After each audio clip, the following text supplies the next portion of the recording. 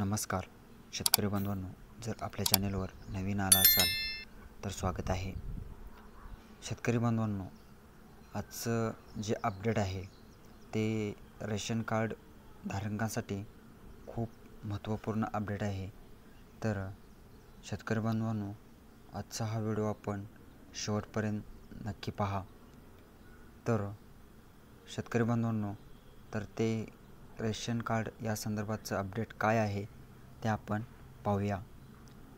छत्रपती संभाजीनगर व अमरावती विभागातील सर्व तसेच नागपूर विभागातील वर्धा जिल्ह्यातील केशरी शिधापत्रक धारक शेतकऱ्यांना अन्नधान्याऐवजी थेट रोख रक्कम हस्तांतर करण्याबाबतचा एक GR आज आपण पाहूया।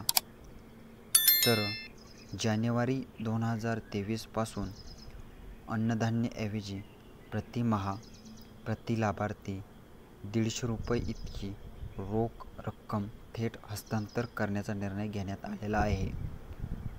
विभागाच्या दिनांक 20 जून 2024 च्या शासन परिपत्रकानुसार लाभार्थ्यांना देण्यात येणाऱ्या लाभामध्ये वाढ करण्यात आली असून माहे एप्रिल 2024 प्रतिमाह लाभार्थी 170 रुपये अशी सुधारणा करण्यात आलेली आहे।